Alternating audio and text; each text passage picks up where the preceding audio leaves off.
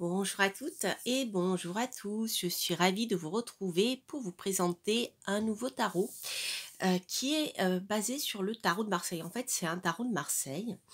Il a été créé et édité par Dal Negro. Il s'agit du Tarocco Indovino. Alors, 1.96. Donc ce tarot donc est, comme je vous le disais, basé sur le tarot de Marseille. C'est un tarot de Marseille, donc composé de 22 arcanes majeurs et 56 arcanes mineurs. Par contre, il est en italien. Voilà.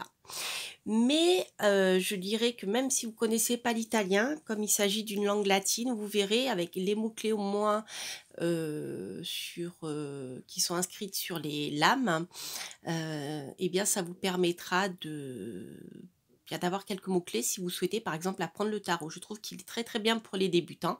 Si vous parlez espagnol, je pense que c'est pareil, vous n'aurez pas trop de problèmes pour comprendre, même si l'italien et l'espagnol, c'est pas tout à fait pareil, mais bon, ce sont de langues latines, donc ça y ressemble. Donc je vais vous présenter tout ça. Je crois que j'ai mal calé ma table, je vais faire en sorte qu'elle ne bouge pas trop. Alors, voilà notre tarot. Ouais, c'est mieux. Donc notre tarot Dal Negro Tarocco Indovino, qui est dans une boîte souple en fait,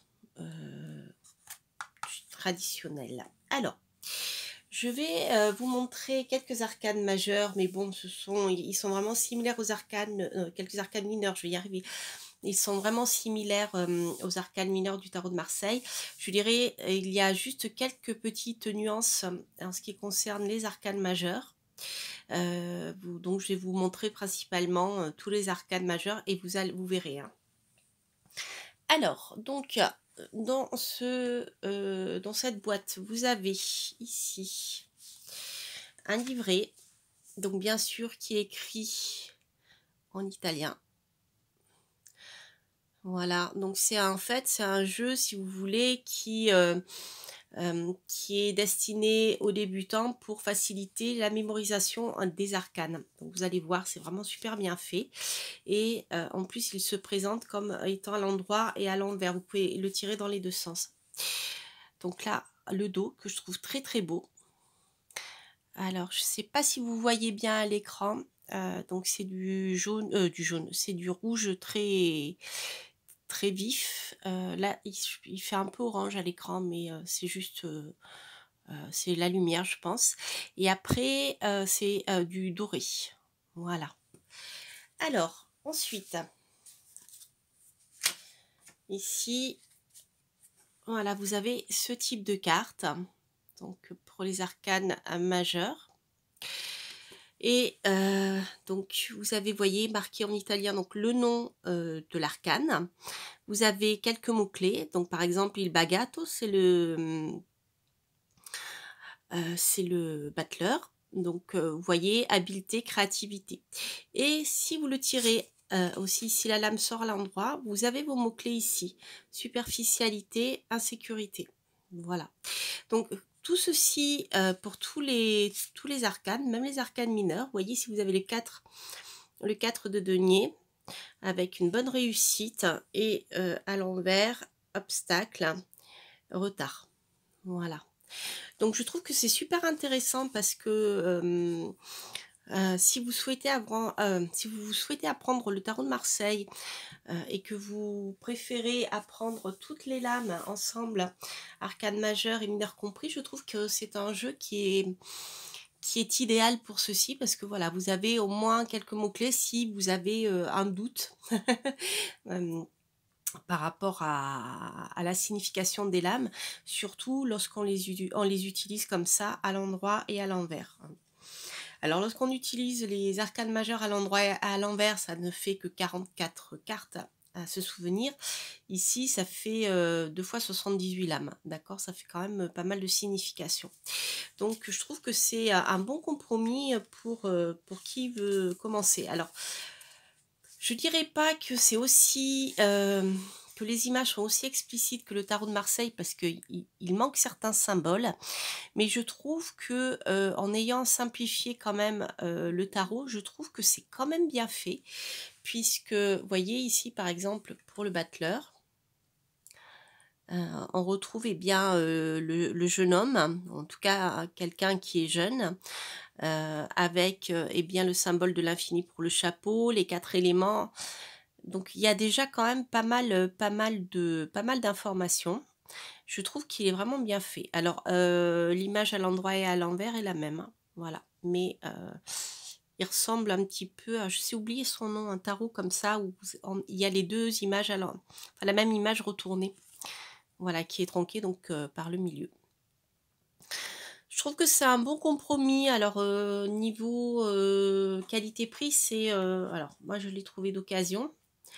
C'est un jeu qui est assez ancien, mais vous pouvez le trouver aux alentours de 15 €, hein, vous voyez. Donc, bon, les cartes sont pas non plus très très épaisses, elles sont assez petites.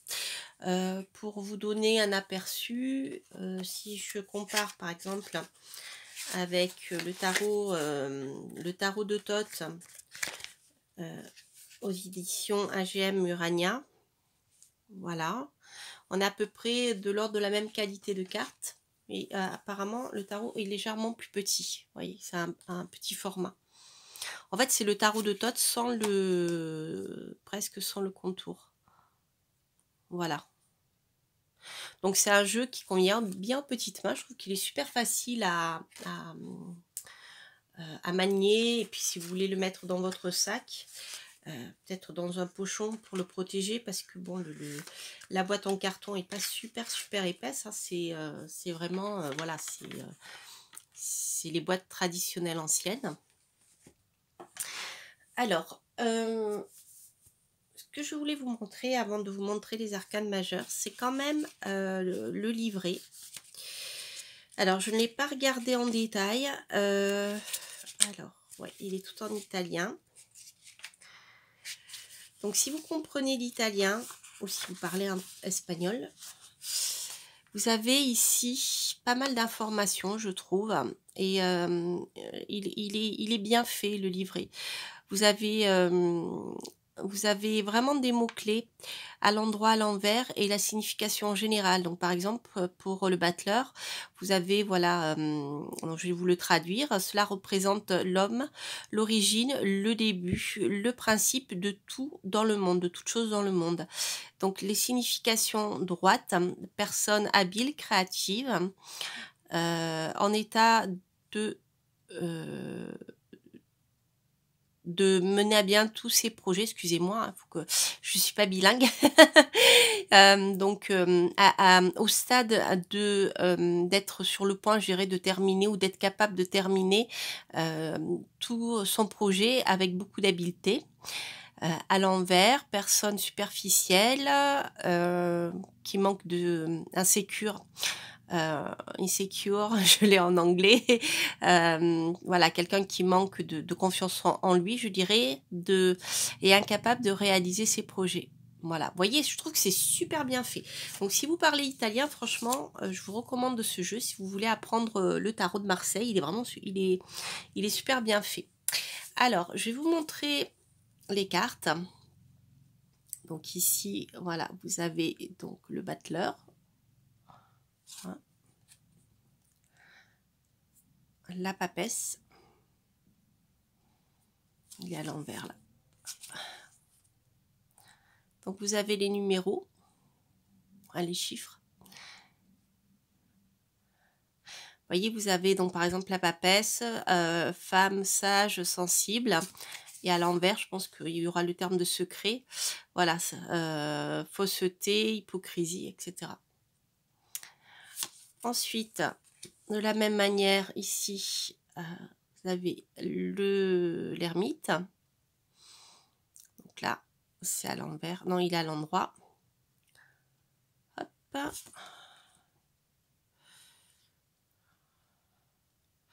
La tempérance, enfin tempérance plutôt, l'ange tempérance.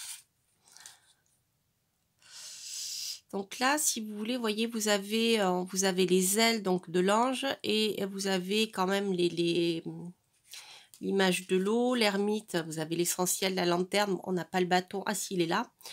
Vous avez quand même déjà pas mal de choses, donc on voit que c'est personnage âgé, puisqu'il a une grande barbe grise. Donc, je trouve que c'est quand même l'essentiel y est, hein. Voilà, la papesse, donc on a la tiare qui la relie là-haut. Au lieu d'un livre, c'est une lettre, mais bon, c'est pas très grave.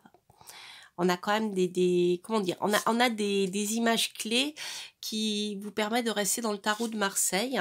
Donc c'est même au niveau des couleurs, moi c'est vrai que les couleurs du tarot de Marseille, je les utilise pas trop dans mon interprétation, mais voilà, en tout cas je pense qu'au niveau des couleurs, il y a peut-être une symbolique qui est restée. Le chariot, victoire, succès, vous avez 2 chevaux là qui vont pas tout à fait dans le même sens. Le personnage, on voit qu'il a à peu près, qui est assez jeune mais qui est plus mature que le battleur. Donc vous voyez, même au niveau de l'âge des personnages, je trouve que c'est bien fait. L'impératrice, c'est pareil, c'est une jeune femme aux environs de 30 ans. Donc vous avez voilà, toujours le symbole de l'impératrice dans le tarot de Marseille. La même chose pour le soleil, donc ça c'est super. Vous avez les 2 petits-enfants du tarot de Marseille. Puis le soleil, bien sûr. Le diable.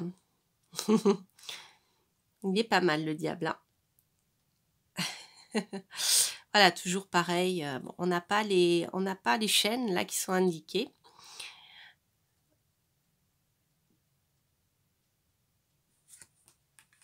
Jugement, donc vous voyez, c'est pareil. Donc on a de nouveau les ailes, hein, ici. La trompette et on n'a pas le tombeau, mais on a des personnes qui se réveillent, qui sortent des flammes, plutôt même. La force, donc on voit la position comme dans le tarot de Marseille, on voit le début de la tête de l'animal sauvage. La roue de fortune, c'est pareil, on a celui qui est en haut et l'animal qui monte, celui qui descend. Donc, ouais, vous voyez, il est vraiment, vraiment bien fait, je trouve. Pour les petites mains, il est super. Alors, le monde. Donc, il manque, bien, je dirais, le bas. En fait, on retrouve la mandorle, le fait qu'il y ait l'image renversée. On retrouve cette mandorle avec les 4, je dirais les 4 éléments, mais voilà, c'est les mêmes qui sont renversés, mais en fait, voilà, on retrouve quand même, je dirais, la signification le symbolisme de la lame, le pape. Voilà, il nous manque les deux petits apprentis. Mais on a quand même la main qui bénit, qui donne son accord, toujours avec le lien avec le domaine spirituel. L'arcane son nom qui est très bien. Alors on n'a pas les membres, on les voit pas qui sont en train ou les fleurs qui sont en train de repousser, les membres décapités, mais bon, on voit bien l'arcane son nom, hein. D'ailleurs là, voilà, il l'a appelé la morte. Donc on a bien la signification, fin d'une période ou d'une situation, et à l'envers, des illusions, coupures, des plaisirs. L'étoile, pareil. Donc c'est pareil, on voit le genou qui est là. Alors le genou à terre de l'étoile a son sens, donc c'est vrai que là c'est un petit peu coupé, mais c'est pas grave. On a le début quand même. Et on a, voilà, on reconnaît bien la lame. La même chose pour l'amoureux. On n'a pas le jeu des mains des 2 personnages sur le personnage central. Il est tronqué, mais bon, vous voyez, on a quand même pas mal d'infos déjà. Le pendu, donc on n'a plus que les jambes. Sauf que là, on ne sait pas trop regarder. Puisque voilà, c'est un petit peu difficile. Ensuite, on a ici notre fou. Il matto, le fou. Alors là, au lieu d'avoir l'animal sauvage qui le pousse ou qui le retient, c'est pas trop, qui le griffe, on a un petit papillon à la place. Donc c'est intéressant au niveau symbolique, hein, je trouve. L'empereur, vous voyez, qui pour une fois est bien représenté comme dans le tarot de Marseille. Il ne représente pas un vieillard, mais plutôt un personnage genre d'une cinquantaine d'années, hein, mais pas, voilà, pas l'ermite. Je trouve qu'au niveau de l'âge des personnages, c'est bien respecté. La justice, voilà. Pareil, on a... Je trouve que c'est pas... elle est bien représentée. Alors, la maison Dieu, ici, on ne voit pas les petits personnages qui tombent, mais qui sont vivants, ils ne sont pas morts. On a juste la foudre, hein, qui ressort. Donc là, on a mauvaise nouvelle et rupture, séparation. Après, donc la lune. Donc la lune, on retrouve donc la lune. On a 2 chiens, au lieu d'avoir un loup, un chien. On a bien les bâtiments.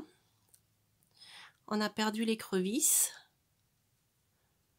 Mais on a les bâtiments en tout cas, donc ça c'est pareil. Alors, à l'envers, c'est ennemi caché. Et à l'endroit, prudence, méfiance. Alors après, voilà, ce sont des mots-clés, mais petit à petit, une fois déjà que vous avez ces mots-clés-là en tête, ça vous permet de compléter avec le reste, avec ce que vous savez. Alors, ici, donc on va attaquer les arcanes mineurs. Les arcanes mineurs. Donc, on a les valets. Je vais vous les mettre là parce qu'en fait, je les avais triés. Ce sont les seuls où il n'y a pas marqué valet en fait. Vous voyez, ils sont là tous les 4. Voilà. Hop. Et hop. Voilà, vous avez les 4 valets. Donc, coupe, épée, bâton et denier. On voit bien les éléments. Et puis ensuite, donc vous voyez, vous avez eh bien la même chose que les arcanes mineurs dans le tarot de Marseille traditionnel, avec des mots-clés. Donc par exemple, ici, vous avez le 4 d'épée à l'endroit, avec... attendez, oui c'est ça. Donc lorsque ici la fleur et la tête en bas, c'est à l'envers. Donc on a ici fort déplaisir. Fort mécontentement, et à l'endroit vous avez solitude et loté, je sais pas ce que ça veut dire. Voilà, donc après pour tous les arcanes mineurs vous avez vous retrouvez la signification dans comme dans le tarot de Marseille.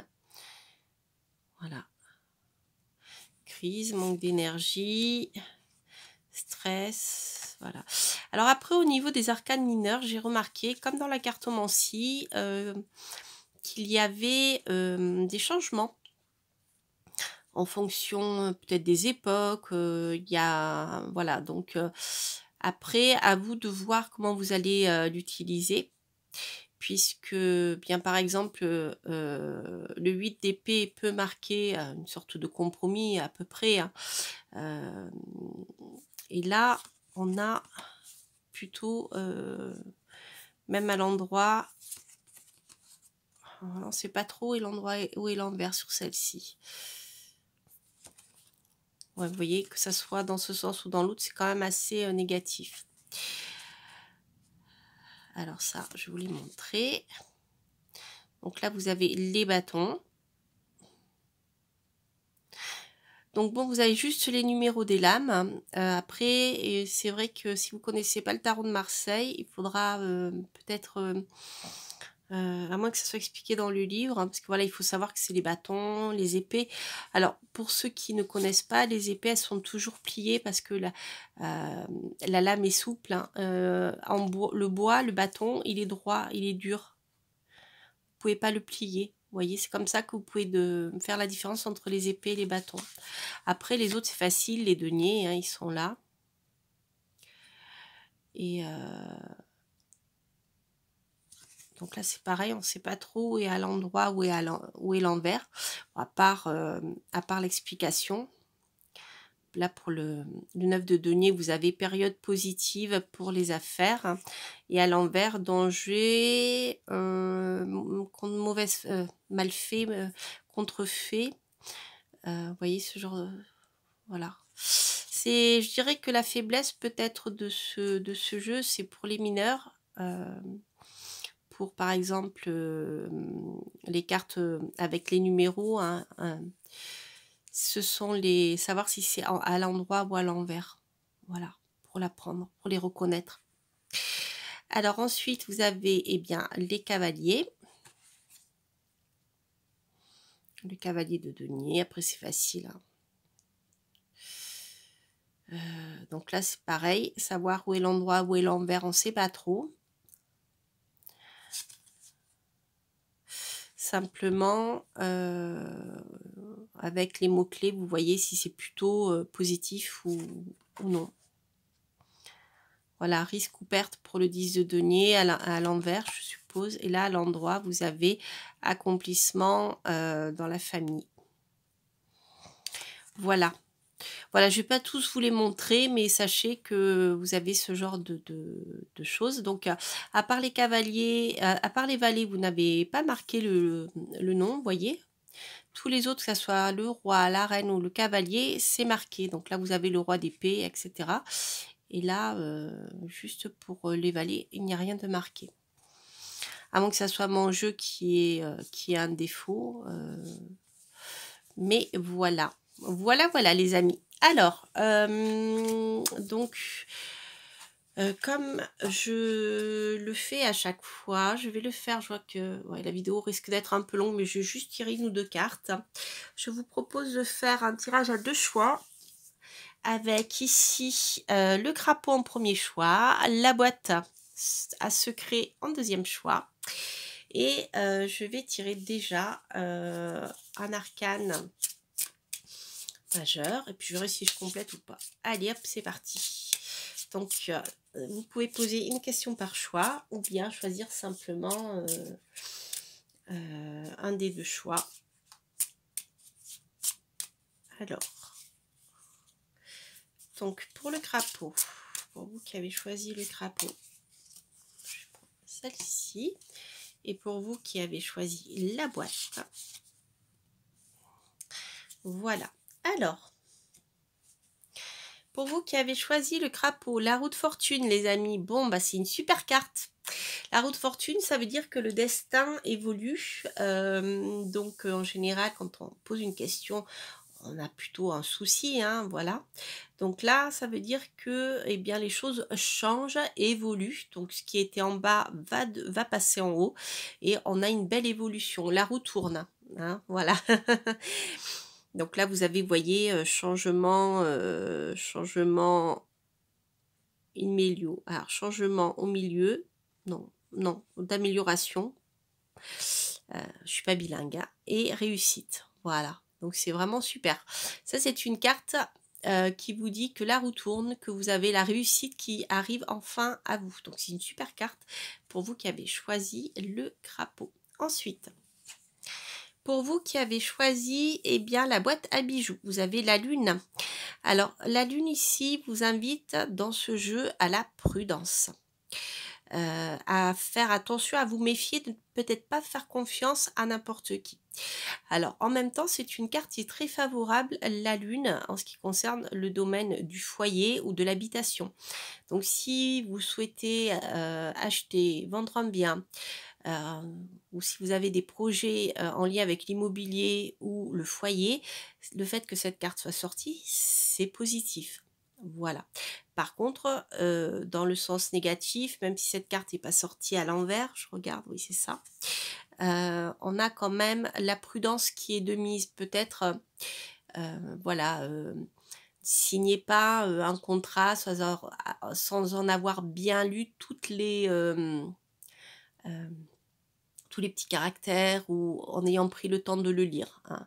Si on vous dit dépêchez-vous de signer là, là, là, là, là, là, là, là, en général, quand la personne en face fait ça, c'est qu'il y a anguille sous roche, hein, surtout si vous n'ayez pas le temps de lire ce que vous signez. Voilà, donc ça c'est très très important.